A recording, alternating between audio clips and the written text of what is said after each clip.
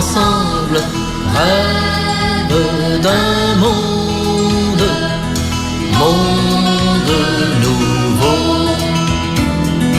Aimer la vie, aimer ensemble, donner sa vie, donner ensemble. choisir.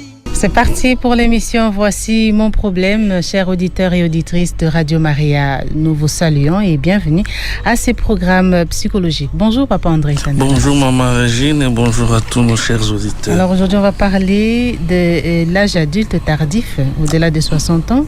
Oui, c'est ça. Toujours dans le chapitre de reconnaître et gérer sa crise psycho-affective. Vous avez la parole pour l'exposer. Merci beaucoup. Alors avec la causerie d'aujourd'hui, on va essayer de mettre un petit point final donc à ce grand thème qui nous aura pris quelques bonnes semaines. Reconnaître et gérer sa crise psycho-affective. Aujourd'hui donc, place à l'âge adulte tardif, l'âge qui commence plus ou moins au-delà des 60. Rappelons que chaque tranche d'âge a une sorte de problématique typique. Pour l'adolescence, c'est par là que nous avons commencé, le problème majeur est celui de l'identité, de la découverte de soi et de l'acquisition de l'autonomie. Le jeune âge adulte a pour problématique majeure l'intimité et l'orientation socio-professionnelle. Quant à l'âge adulte moyen, c'est le problème de la responsabilité et de la fécondité, la générativité. Alors, quel est le problème majeur de l'âge adulte tardif ? Pendant cette tranche d'âge, la problématique psycho-affective est celle de l'intégrité de la personne. C'est cela la grande caractéristique de cet âge. Qu'est-ce que cela veut dire ? L'intégrité est à comprendre ici au sens de la réunification de la personne. C'est à la fois une attitude intérieure et un sentiment de satisfaction qui naît de la conscience de s'être réalisé, d'avoir globalement accompli les principaux objectifs de sa vie. En termes clairs, c'est la conclusion de toutes les étapes précédentes. On a compris son identité, ses potentialités, mais aussi ses limites. On a fait des options fondamentales, on s'est engagé dans un état de vie donné, on a embrassé une carrière, une profession, on a été responsable et globalement fécond, n'est-ce pas ? En conséquence, on se sent épanoui, réalisé. C'est autant dire que l'âge adulte tardif est l'âge du bilan de sa vie. Les questions que l'on se pose à cet âge, de manière plus ou moins inconsciente, sont les suivantes. Qu'est-ce que j'ai fait de ma vie ? Est-ce que j'ai réussi ou bien j'ai tout simplement échoué ? Est-ce que le bilan de ma vie est globalement positif ou négatif ? Si l'on a la conscience d'avoir réussi sa vie, il s'ensuit qu'on accepte facilement et aisément la retraite. Donc, la retraite est le mot-clé. La retraite est la grande caractéristique de cette tranche d'âge. Accepter sa retraite. Qu'est-ce que cela veut dire ? La retraite ici ne consiste pas seulement au fait de mettre fin à sa carrière. Donc, on ne va plus au travail, on reste garder les petits-enfants à la maison. La retraite signifie beaucoup plus que cela, notamment ceci. D'abord, c'est accepter que les plus jeunes émergent et deviennent effectivement responsables. Ce qui signifie ne pas se cramponner à des charges, à des responsabilités comme si on était l'unique personne capable au monde. Ça, c'est un. Deux, accepter de faire véritablement son âge. On a l'âge de grands-parents et on fait le grand-parent. On est censé avoir été rendu sage par l'expérience de la vie. On est plus que jamais disposé à aider les jeunes générations par les conseils et l'exemple de la vie. On est un grand-parent, non pas malléable, mais plutôt accessible.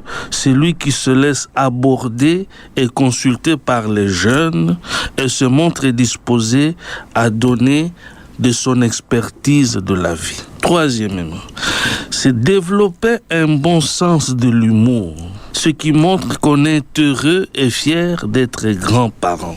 C'est aussi se montrer compréhensible, tolérant et patient devant l'immaturité et l'inexpérience des jeunes, sans pour autant être complaisant envers eux, moins encore complice de leurs égarements. Être tolérant envers les jeunes ne signifie pas les encourager les jeunes dans leurs faiblesses. La retraite, ça signifie aussi avoir un regard positif vis-à-vis de sa fin de vie.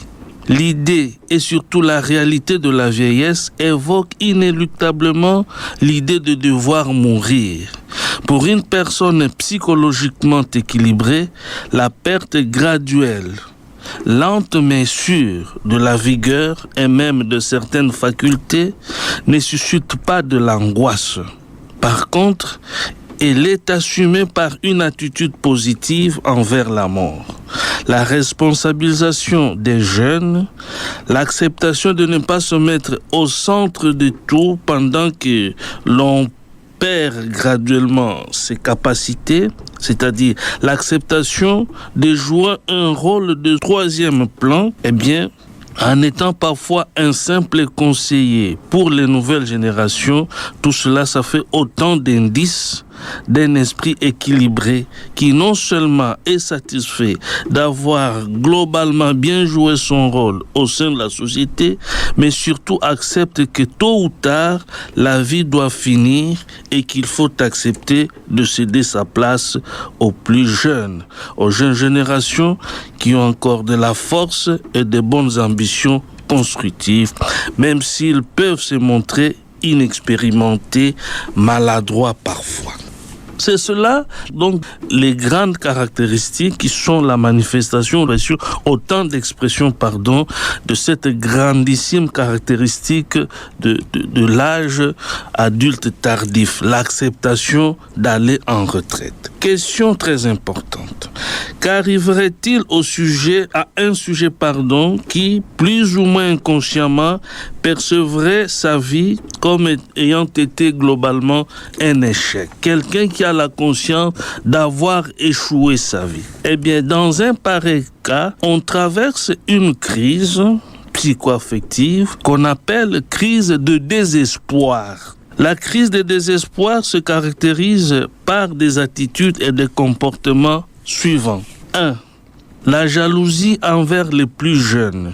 Les jeunes sont considérés comme de perpétuels incapables, des indisciplinés impénitents en qui il ne faut nullement avoir confiance, à qui il ne faut nullement concéder la moindre responsabilité véritable. Par contre, il faut être dur envers les jeunes pour les aider à comprendre que la vie, c'est le travail, le sérieux et surtout la soumission aux aînés.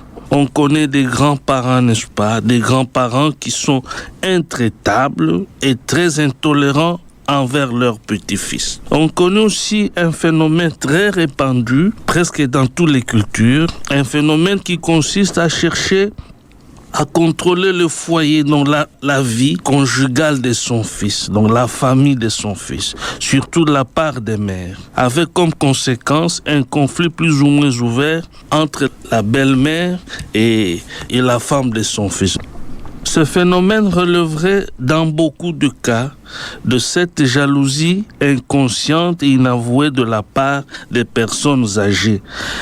La jalousie de voir les jeunes faire leur vie seuls et organiser leur jeune famille comme ils l'entendent. C'est comme si on voudrait vivre à la place de son fils. On veut être au centre de la vie du foyer de son fils, comme si on refusait de tomber dans l'oubli. Et très souvent, on vous dira que cette intrusion des parents, surtout la mère, dans le jeune couple, dans la vie du jeune couple, se fait avec la meilleure intention du monde. Aider les deux jeunes mariés à mieux organiser leur famille, ou en tout cas, éviter que le fils soit à la merci de la manipulation de sa femme au détriment de la grande famille. Donc, de façon psychanalytique, c'est une question de jalousie plus ou moins inconsciente, plus ou moins avouée. 2. Deuxième caractéristique de la crise du désespoir, c'est la révolte contre la société. Les contraindre de céder la place aux plus jeunes et de se comporter comme quelqu'un de son âge.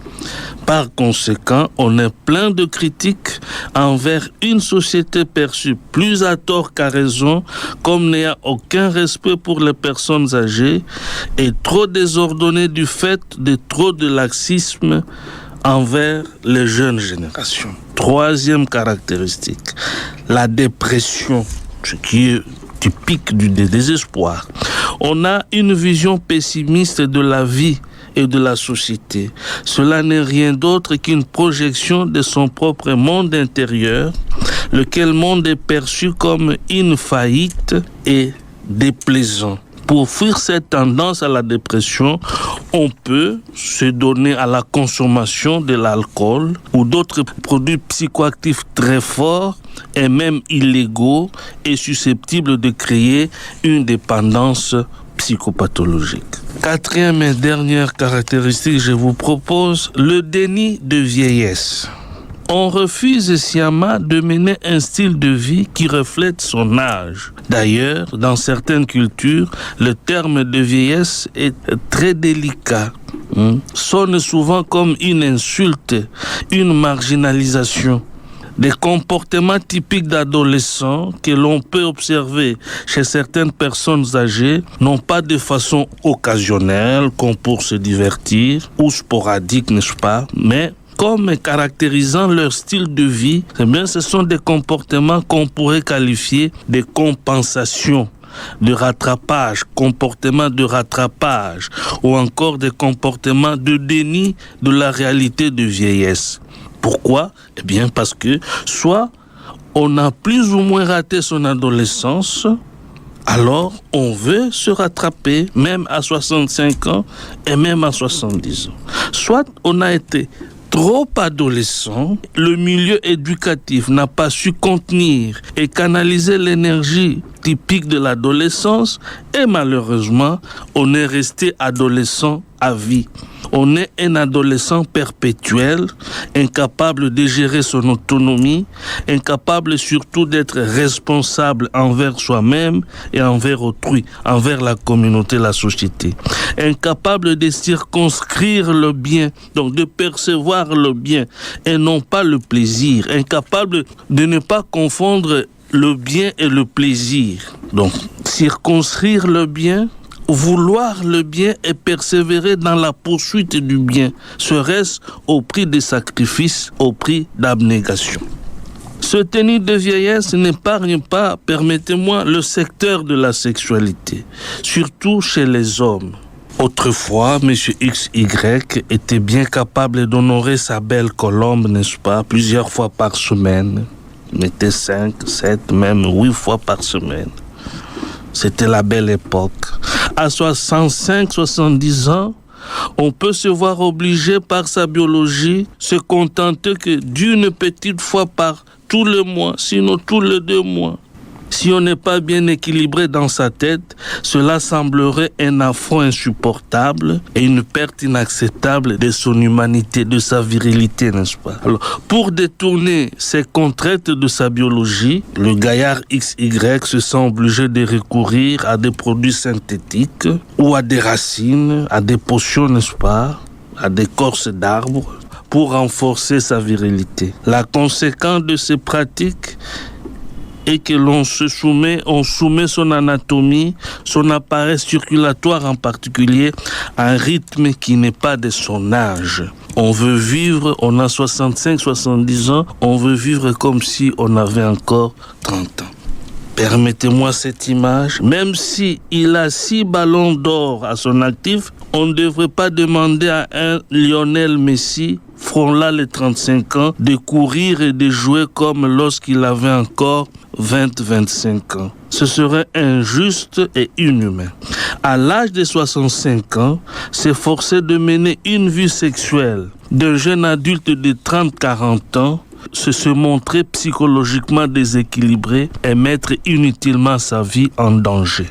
Tous les médecins peuvent vous le dire. Alors, étant donné cela, comment gérer cette crise de désespoir ?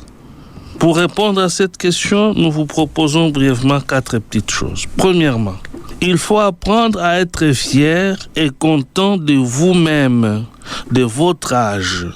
Théoriquement, laissez-moi vous le dire, il est presque impossible de trouver une seule personne au monde qui n'aura fait que du mal dans sa vie. Donc, relisez votre histoire et identifiez le peu de bien que vous avez fait. Et soyez-en heureux, même si vous estimez que vous n'avez pas pu mettre en valeur tout votre potentiel. Soyez donc content de vous-même et remerciez votre Dieu. Et surtout, faites du bien aux autres. Vous vous soignerez psychologiquement en faisant du bien aux autres. Il ne s'agit pas de devoir construire des immeubles pour abriter des sans-logis ou de nourrir des affamés du monde. Savoir saluer les gens avec courtoisie, savoir dire sincèrement merci, même pour un geste apparemment banal, ou dire gentiment « excusez-moi pour cette indélicatesse », c'est déjà faire le bien.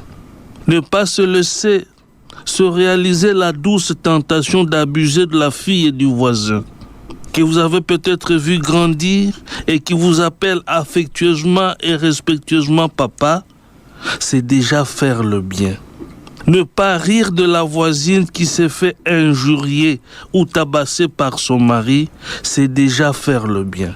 Personnellement, je suis convaincu que chacun de nous, à chaque jour de notre vie, nous avons chaque jour de notre vie au moins 3000 occasions de faire le bien. C'est seulement question d'être attentif et de vouloir nous y appliquer. Deuxième petite chose que je voudrais vous dire. Apprenez à apprécier les jeunes autour de vous. Soyez positif par rapport au peu de bien qu'ils font. Évitez de vous considérer, vous, comme la mesure de la vérité et du bien pour les autres. Acceptez que les autres soient différents de vous, voire qu'ils vous dépassent, même s'ils sont plus jeunes que vous, même si vous avez été leur enseignant, leurs parents. Vous êtes leurs parents. Acceptez qu'ils semblent qu'ils réussissent là où vous-même vous avez échoué. Laissez les jeunes vivre comme ils entendent. Veillez seulement à ce qu'ils ne tombent pas dans des antivaleurs. Même si c'est en tâtonnant, même si ils y vont par essai et erreur, laissez-les vivre s'il vous plaît. Qu'est-ce qui vous dit que le monde va s'écrouler puisque votre fils écoute les conseils de sa femme et que pour avoir écouté sa femme, il va nécessairement vous oublier et vous dénigrer, vous sa mère, vous son parent qui l'avait mis au monde et éduqué. Et même si tout semble indiquer qu'il ne vous considère pas autant que cela, qu'est-ce qui vous dit que son comportement actuel n'est pas une réaction inconsciente et tardive à votre tempérament possessif, envahissant, intrusif et autoritaire? Une réaction à votre autoritarisme que vous continuez à manifester alors même qu'il est déjà marié et père de famille. Rappelez-vous ce que nous avons toujours dit. Rappelez-vous que vos enfants sont en partie un produit de votre personnalité. Si votre fils est timide, c'est probablement à cause de vous. Si votre fils se laisse dominer par son épouse, c'est comme ça que vous le pensez, admettons qu'il en soit ainsi. Si votre fils est dominé par son épouse, c'est probablement parce que vous, sa mère, vous avez été trop écrasante envers lui lorsqu'il était encore enfant et adolescent. Je ne voudrais pas manquer d'empathie ici en disant, messieurs, madame, récoltez ce que vous avez semé et ne semez pas ce que vous croyez combattre. Troisième chose, ayez la décence d'une personne de votre âge. Pour les jeunes qui vous connaissent, soyez un modèle de vie de valeur. Habillement, coiffure, courtoisie, langage, la propreté du langage, la pudeur dans le langage, le respect de votre corps, le respect de votre famille, le respect de votre femme, de vos enfants. Tâchez d'être ce grand-parent auprès de qui les jeunes du quartier vont chercher réconfort et orientation dans des moments de doute et de difficultés, et non pas un allié dans leurs égarements et leur désobéissance aux parents. Quatrième chose enfin, Si c'est plus fort que vous, veuillez faire un effort d'aller demander conseil à votre curé, à votre pasteur. Ou mieux, chercher un psychologue pour vous aider à arrêter de vous abîmer, de vous pourrir la vie. À 60-65 ans, la courbe de la vie est décidément en déclin. On devrait sérieusement penser à se réconcilier avec son passé, avec soi-même et par conséquent avec son entourage. À cet âge, un train de vie qui ne reflète pas une certaine tempérance est un indicateur presque sûr que l'avion de votre vie est en train d'atterrir en catastrophe, ce qui est un symptôme d'un psychisme significativement dérangé. Même si l'on est épicurien, s'il vous plaît, on est épicurien de principe, c'est-à-dire qu'on a bâti sa vie sur l'hédonisme, le plaisir. On doit se rappeler que chaque étape de la vie a ses beautés et ses charmes, et donc ses joies et ses bonheurs. À 60 ans, on est censé être paisible et heureux d'avoir vécu et content de pouvoir céder sa place aux plus jeunes. On est censé être une source d'inspiration positive pour les jeunes qui se recherchent encore et non pas une occasion, sinon une initiation au déraillement, à la perdition. Je vous remercie infiniment et je vous écoute. Merci, Papa André Tandala. On va respirer en musique avant de passer la parole aux auditeurs.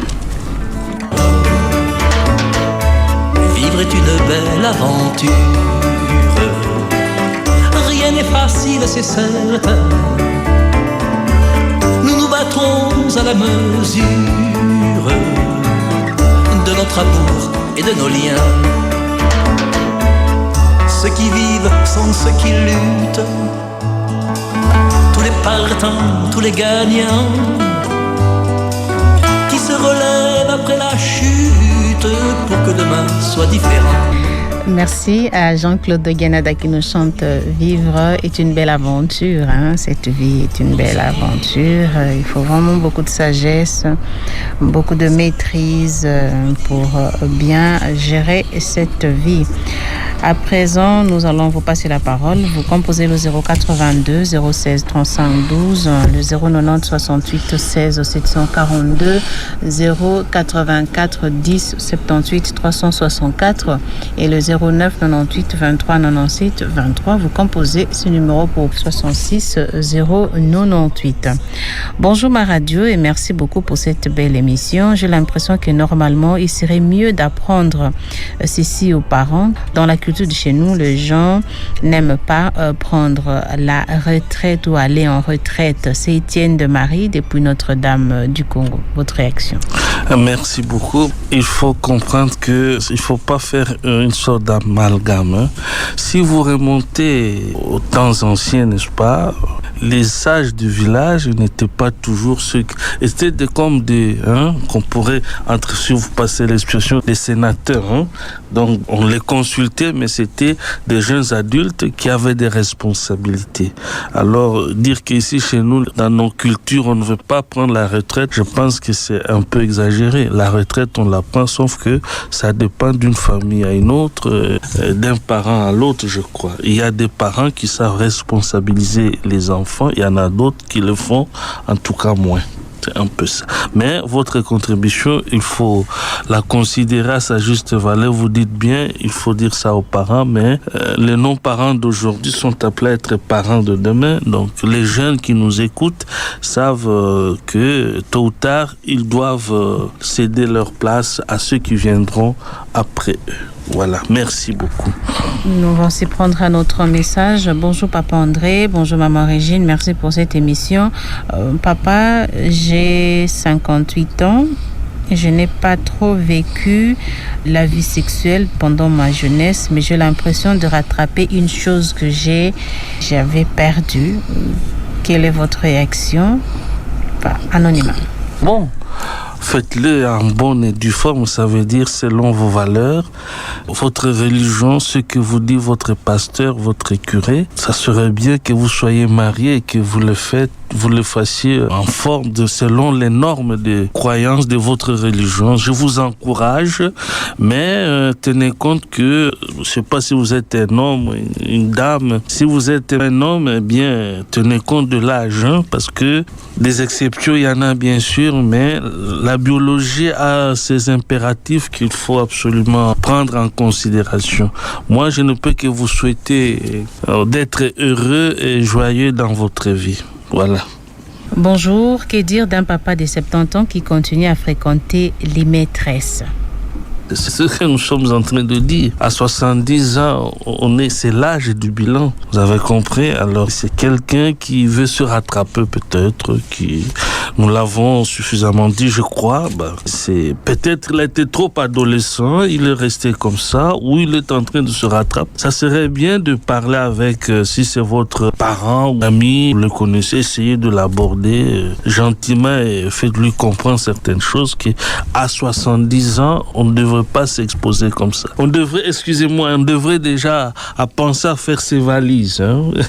Appelez-nous au 082 016 35 12 au 090 68 16 742. Bonjour Papa André. Nous apprenons que ceux qui se situent dans cette tranche d'âge, s'ils fréquentent des jeunes filles, ils vont se rajeunir. Est-ce que c'est vrai? Je ne sais pas, psychologiquement, ce n'est pas seulement en fréquentant les jeunes filles, c'est en fréquentant des gens, des personnes de n'importe quel âge qui ont un style de vie qu'on peut soit tomber dans une dépression, soit vivre sainement sa vie. Ça, c'est un. 2, aller demander ça aux sexologues ou aux médecins, aux biologistes qui nous disent si en côtoyant ou en fréquentant une personne sur le plan sexuel, je veux dire, à quoi est-ce que ça rapporte biologiquement, c'est ça. Le psychologue n'est pas en mesure de dire les échanges biologiques qui se font en termes de mitochondries ou quoi, des protéines.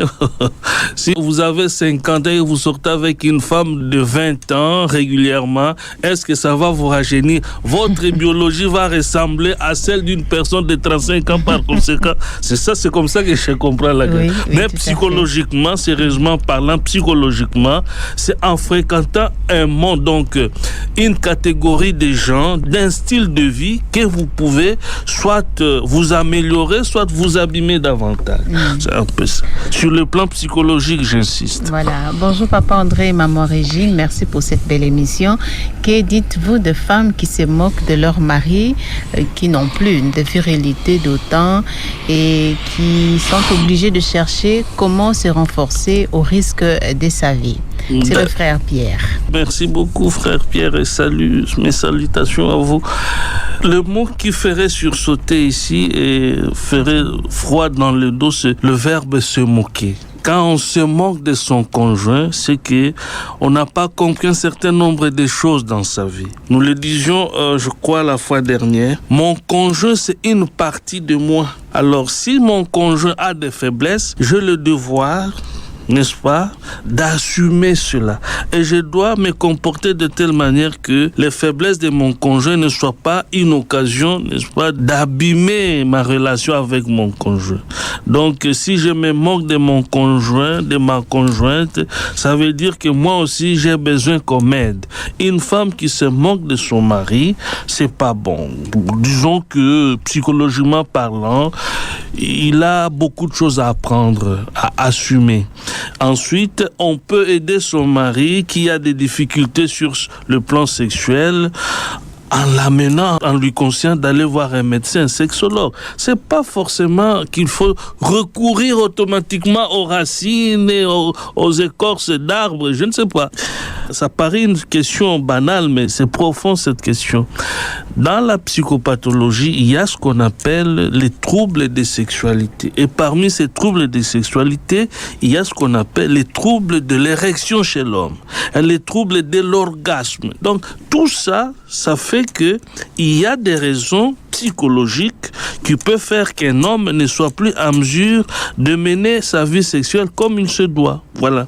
Ou ça peut être des raisons physiologiques, anatomiques ou carrément circonstancielles selon certaines circonstances. Donc, il faut aller chez le médecin, voir un psychologue, un sexologue et à la fin tirer une conclusion. Donc, il ne faut pas faire une sorte d'automédication, ce n'est pas bon. Nous parlons de reconnaître et gérer sa crise psycho-affective. On se situe dans la tranche d'âge adulte tardif au-delà de 60 ans. Appelez-nous pour poser vos questions 082 016 35 12 au 090 68 16 742 au 084 10 78 364 et au 09 98 23 97 23. Depuis Goma, c'est Constantin qui nous écrit.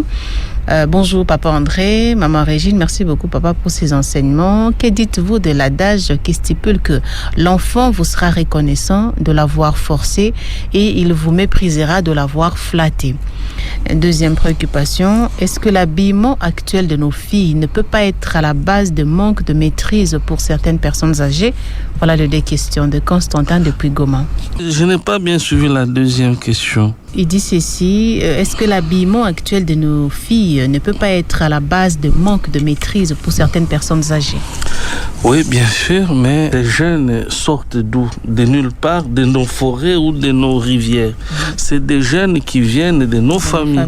Vous vous rappelez, il y a de cela quelques mois, maman, on a parlé du phénomène Oudjana. On décrit beaucoup nos jeunes. Ils font ceci, elles font cela. Mais d'où sortent-elles, ces filles? Et qui est qui sort avec ces filles? Voilà. Vous avez compris? Donc, ce que je disais, nous récoltons ce que nous semons parfois. Et ne croyons pas combattre ce que nous voulons combattre alors que c'est nous qui le produisons. Vous avez compris? Oui. Donc, les filles sortent de nos familles et ils font des dégâts au niveau de la société et la même société décrit ces filles. Donc, ça devient une sorte de Macédoine indigeste. Donc, il faut en quelque sorte, si vous permettez, essayer de rétablir les responsabilités. Qui doit faire quoi en famille? Oui. Quel est le rôle d'une mère? Quel est le rôle d'un père? Quelle est la fonction d'un téléviseur, de la télévision en famille? Comment nous servir de tous ces moyens de communication qui viennent se déferler même dans nos chambres? Vous avez compris? Oui. C'est tout un travail qu'il ne faut pas seulement jeter la pierre à cette fille qui s'est habillée comme ceci, comme cela. Non, c'est un travail d'équipe qui dépasse parfois un certain niveau. Vous vous rendrez compte que ça dépasse le simple cadre de la famille. C'est un problème structurel en quelque sorte. Donc mais que chacun fasse ce qu'il doit faire. Si c'est le moment de prier, priez en famille. Si c'est le moment de rire avec les enfants, riez avec les. Ça, c'est un 2. L'enfant vous sera reconnaissant si vous le forcez et méprisant si vous le flattez. Ben, c'est l'extrémiste. Le mot forcer ici, c'est bon, l'autorité est là, mais l'autorité ne doit pas signifier l'autoritarisme. On peut flatter, mais la flatterie, ça devient donc ce qu'on peut appeler l'envahissement affectif, alors ça devient difficile. Donc, la vertu se trouve au milieu. L'autorité, mais la flexibilité aussi. La fermeté, mais aussi la compréhension vis-à-vis des enfants, de la part des parents. C'est un peu ça. On va prendre aussi un message. Bonjour Maman Régine, bonjour Papa André. Je me retrouve presque dans ce que vous venez de développer. Merci beaucoup. Mais pourquoi vous appelez cette tranche d'âge adulte tardif? Papa André, je me sens souvent heureux quand je suis seule et dans les silences et je réfléchis beaucoup. Est-ce mauvais? Papa Sylvain Balonga. Merci beaucoup. Merci beaucoup, Papa Sylvain. Que Dieu vous donne la paix. Eh bien, vous vous sentez heureux quand vous êtes seul, vous réfléchissez beaucoup. Ça peut être un trait de votre caractère, hein? L'introversion, la réflexion. C'est bon, ça vous enrichit et il faut faire en sorte que vos réflexions, vos méditations soient aussi utiles pour votre entourage. Donc, ne confondez pas à l'amour de la solitude au solipsisme ou, si vous voulez, à une sorte d'autisme. Ne barricadez pas les portes de votre cœur, encore moins les portes de votre affectivité. Réfléchissez pour nourrir l'entourage, la famille. Ça, c'est un. 2. Pourquoi cet âge s'appelle l'âge adulte et tardif? C'est la dernière étape de la vie. Hein. On a remarqué cela. Sur le plan affectif, c'est là qu'on tire des conclusions pendant cette période, enfin cette tranche d'âge-là. On tire des conclusions sur ce qui a été toute la vie. Tardif parce que c'est la dernière étape de la vie.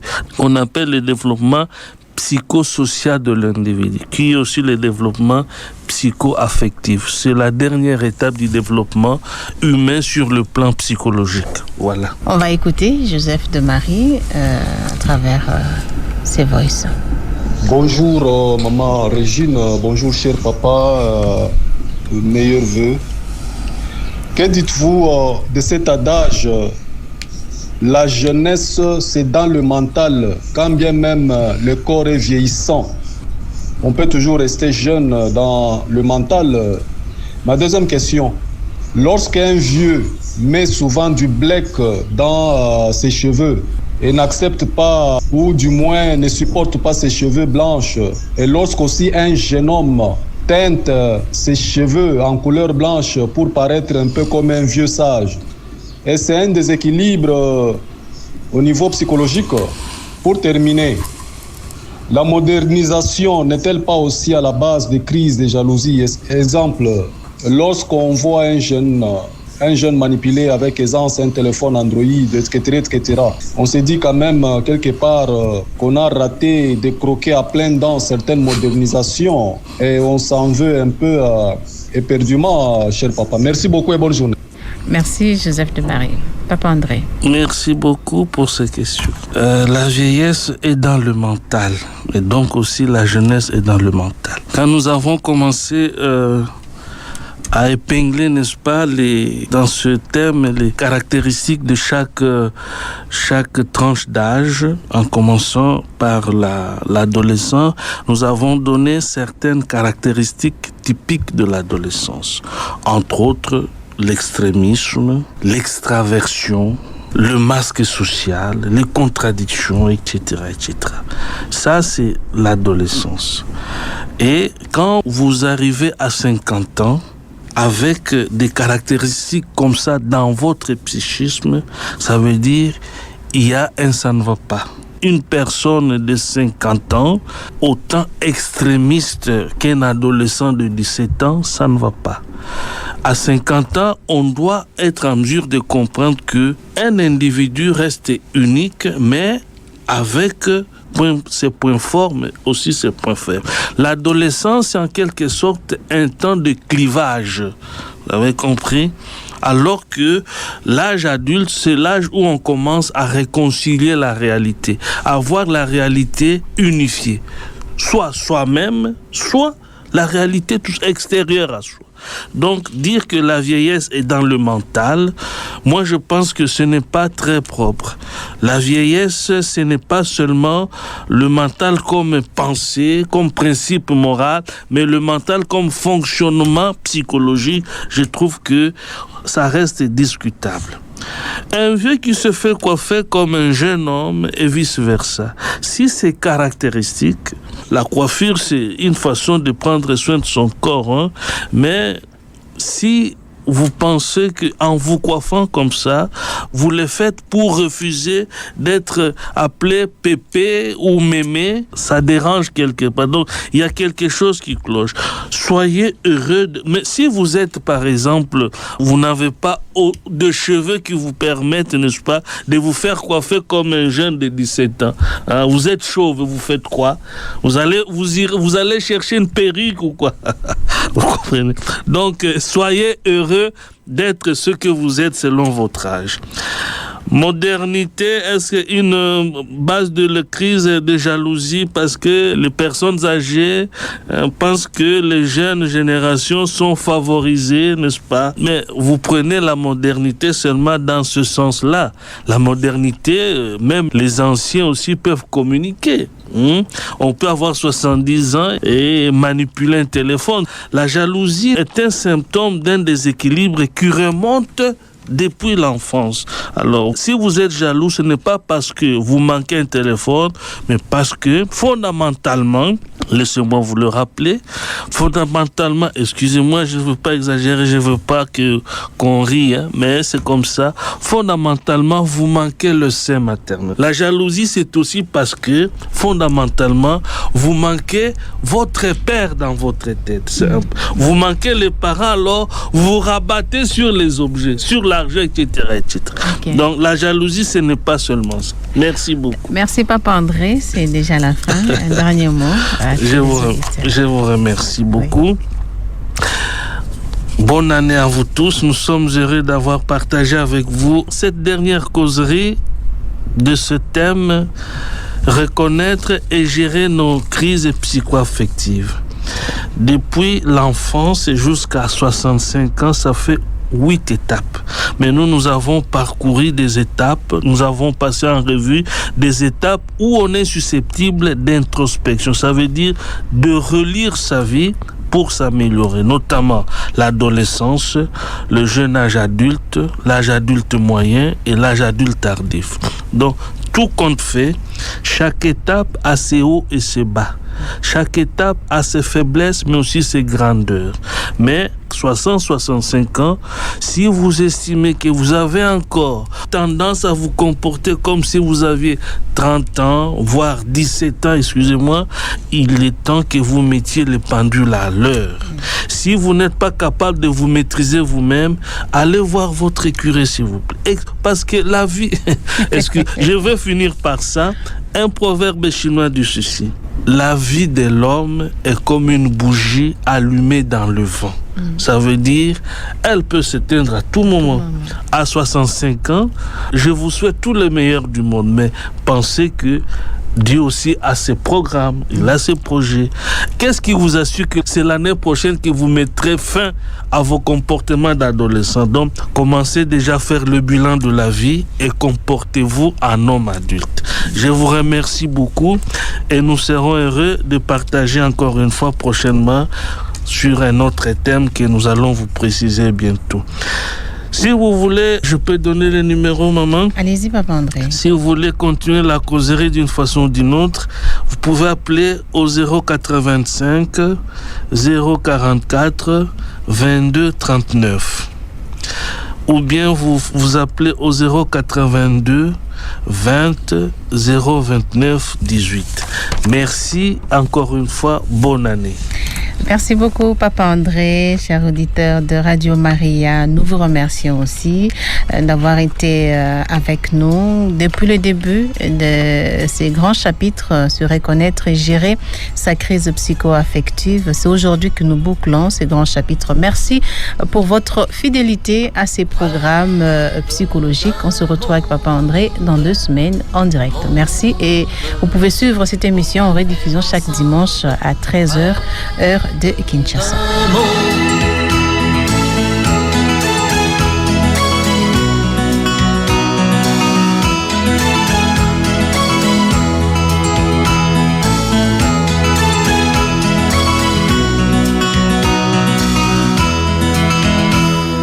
Rêve d'un monde plus beau à faire ensemble. Rêve d'un monde nouveau. Aimer la vie